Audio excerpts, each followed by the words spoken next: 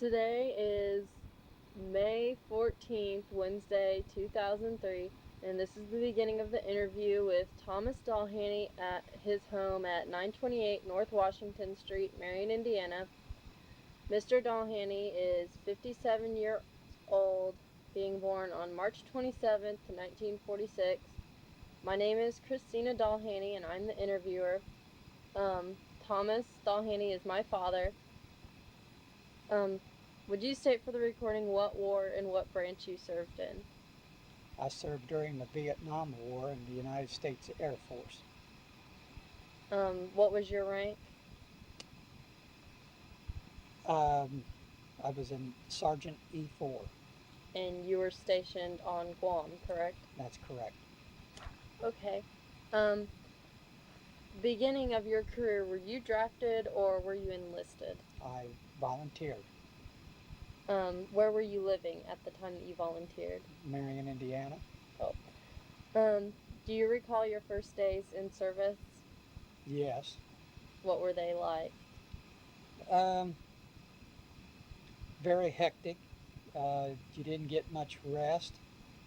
You were hustled from one place to another. You had to march when you didn't know how to march. You were yelled at constantly. The first haircut was quite an experience. And standing in the shot line was always fun. And it was definitely different. Where were you during your boot camp? Like, is that in Texas? Yes, I was at Lackland Air Force Base in Texas. Okay. Do you remember your instructors? I remember them, but I don't remember their names. So why did you join? Why did you volunteer? Well, I was fresh out of high school and wasn't going to go to college, so my only choices were to find a factory job or join the service. And I tried the factory jobs and didn't care for it, so I joined the service. Well, the generations of your father, grandfather, and great-grandfather were all enlisted in a war, correct? That's right. Which wars were they in? My great-grandfather was in the Civil War. He was a drummer boy in an infantry division. He joined the Union Army when he was only 15 years old. And your father and grandfather were? My grandfather and father joined the Navy together. They were the first father-son duo to join from the state of Indiana at the outset of World War II. Why did you pick the service branch? Why did you pick the Air National Guard? Air Force? I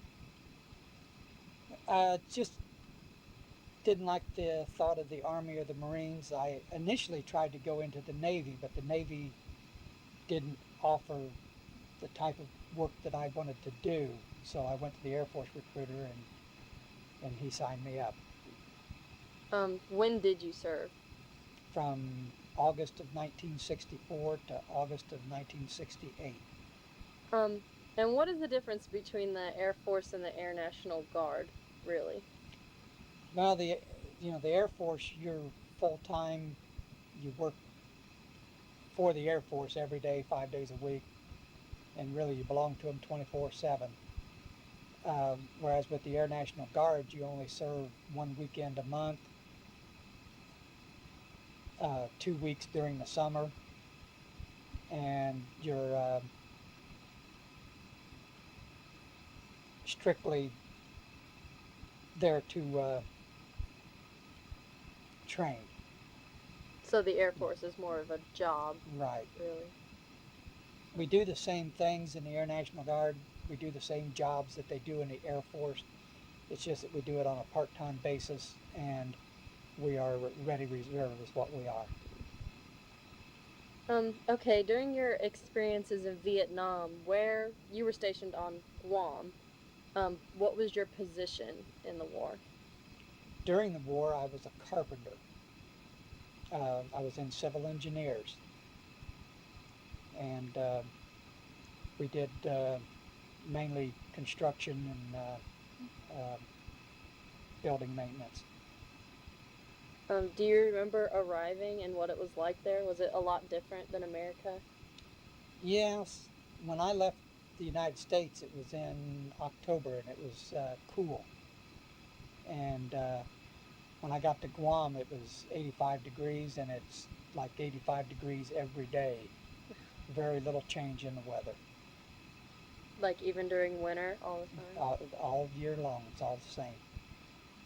Um, The only difference in the weather is you have to put up with typhoons occasionally. And I went through 3 of those while I was there for 18 months. did you ever see any combat while you were there? No. No. Were you awarded any medals? Yes, I've received several medals: the Air National Defense Medal, um, Accommodation Medals, the Outstanding Unit Citation Medal, um, Expert Marksman, and that's about it while I was in the Air Force. What were they for? Like what each medal was just self-explanatory? Yes. How did you stay in touch with your family while Letters.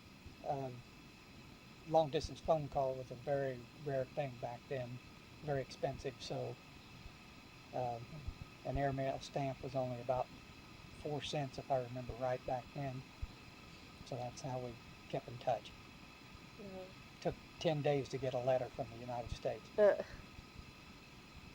what was the food like there? On Guam, uh, we had Filipinos that worked in our mess hall, and they cooked an awful lot of rice. We had rice 3 meals a day, along with everything else that we had. But you always had rice, and to this day, it's hard for me to stomach rice. Did your certain base, did they have plenty supplies or? Yes, we had everything we needed there. Did you ever feel any pressure or stress while you were there at all, or was it more lenient or laid back there? Yes, it was very laid back on Guam. Guam was a B-52 base, and they were bombing North and South Vietnam the whole time I was there. And I had received bomb loading training when I was at my first Air Force base in Washington. And when I got to Guam, they found out that I had this training, and when they needed extra help during the Linebacker 2 and the Arclight campaigns, they came and got me, and I helped load bombs, and we worked 12-hour shifts then, 7 days a week. But it was only for a week or two, and then the campaigns were over. So it wasn't too bad, but it gave me a break from my regular carpenter duties. Speaking of home, was there anything special that you ever brought for good luck? No. No.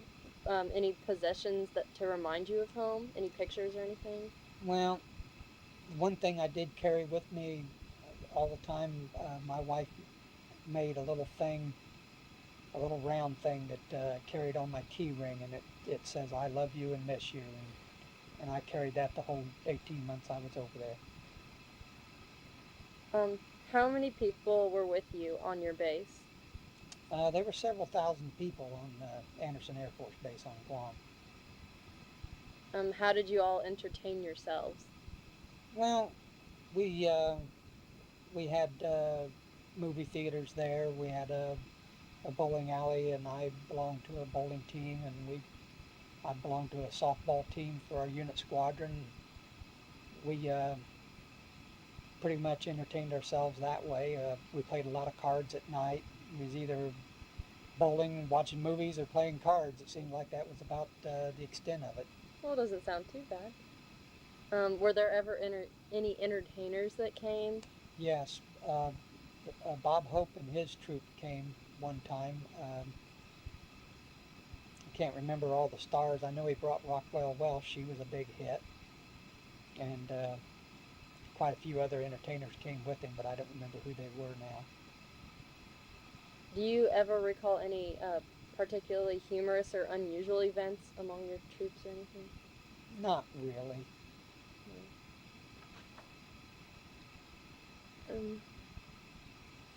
What did you think of the officers or your fellow soldiers while you were there? Like, were you ever close to any of them? I had several good friends that I didn't get to stay in contact with them after we left because we all went to different parts of the world. But I did. I had some good friendships. Our lieutenant in my squadron was the captain of our softball team, and I made a good acquaintance out of him. What did you do when you were on leave?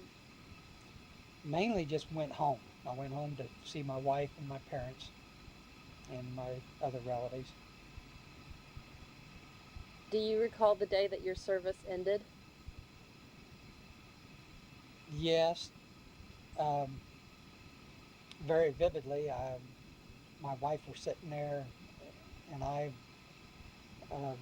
anxiously waiting for the day to come, and we just got in our car and just went out the gate and headed back to Indiana. Where were you? We were at Westover Air Force Base in Massachusetts. How long were you there? I was there for 3 months.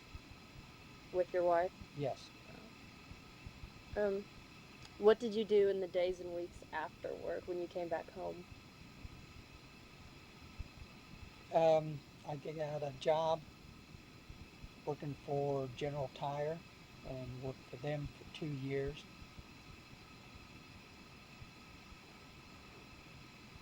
Did the GI Bill support your education for anything?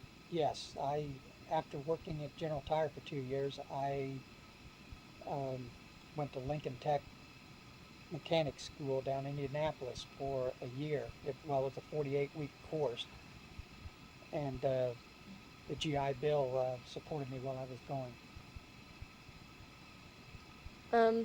And then, okay, after Vietnam, you decided to rejoin the military. What made you decide to do that? Well, and I'd been out of the Air Force for 12 years, and actually considered going back into the Air Force, and I went and talked to a recruiter, and at that time he said I was already past the age limit, which at that time was 28. I was in my early 30s, and he said go talk to the Air National Guard recruiter because they're always looking for prior service people. And so I went and talked to a recruiter, and they were more than welcome to have me, more than anxious to have me, and so I joined up.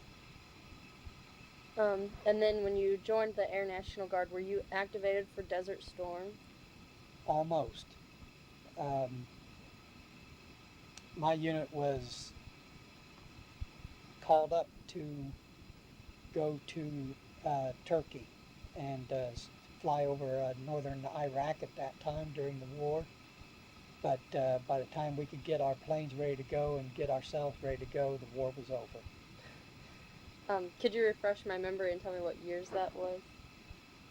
That was in 1991. Tell me about your tours to Saudi Arabia during Operation Desert Shield. I took 2 tours there. The first one was for 2 weeks, and the second one was for 30 days.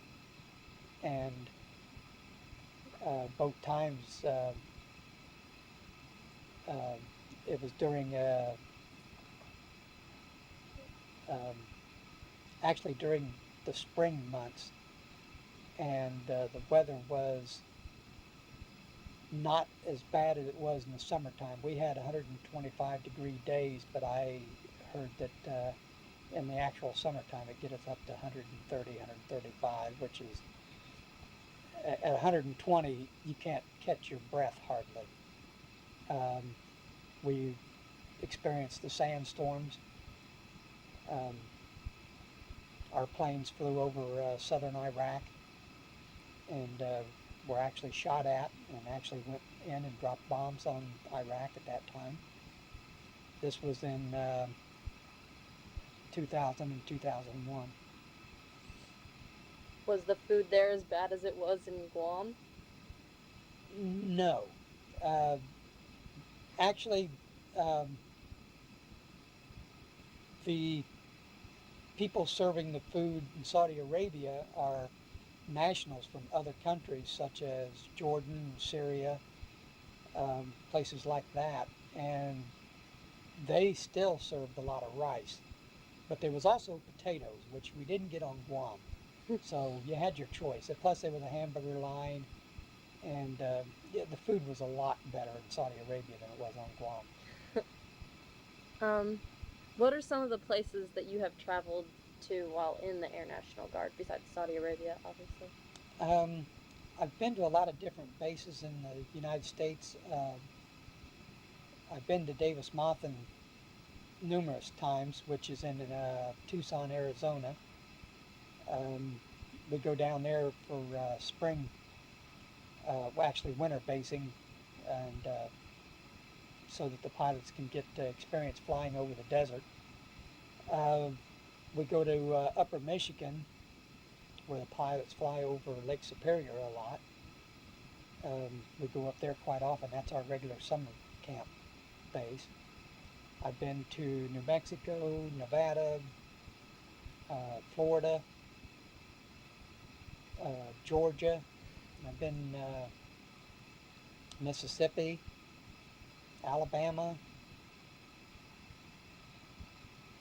Been to quite a few places. Have you been to other countries and stationed there at all? Just Saudi Arabia. What is your current position in the Air National Guard? Currently, I am the first sergeant for my squadron. I have 182 personnel that I take care of. For the last 20 years, I had been a weapons mechanic working on the bomb racks and missile launchers on the F-4 Phantom and the F-16 Fighting Falcon. And what does the first sergeant do? What is his job, really? My job is basically I am the commander's right-hand man. I take care of the squadron for him. I take care of my people. I take care of their family care, keep up to date on what the people are needing. I get it for them whatever they need. I interact with the commander to take care of the weight management program. I do the birth month weigh-ins, and the commander relies on me to give him the feedback on the morale and the condition of the personnel under us. Did your military experience influence your thinking about war or about the military in general? No, not really. I've always been of the opinion that whatever my country needed of me, I was willing to give. Did you ever join a veterans organization? Yes, I belong to the Veterans of Foreign Wars and the American Legion. What type of activities do they have? Well, the American Legion has a car show, and both of them have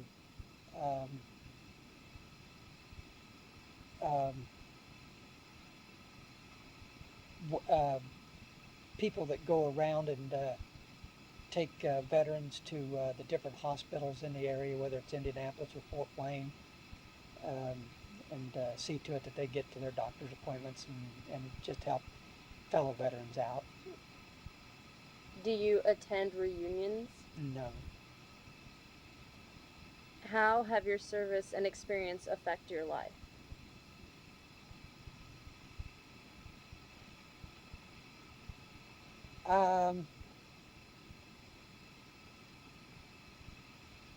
I don't know. I think my life would be more boring without it. Um, Getting to do the job that I do now, and the job that I've done for the last 23 years has been very fulfilling. I feel like um, I was doing a job that was needed to be done, and during the 20 years that I worked in the release shop, I never had a single failure. A bomb never failed to drop on its target, and a missile never failed to launch when the pilot needed it to go. And that's something I've always been proud of, and felt like that's what I was there for, and I accomplished that. Is there anything that you would like to add that we have not covered in this interview? Not really. Okay, thank you.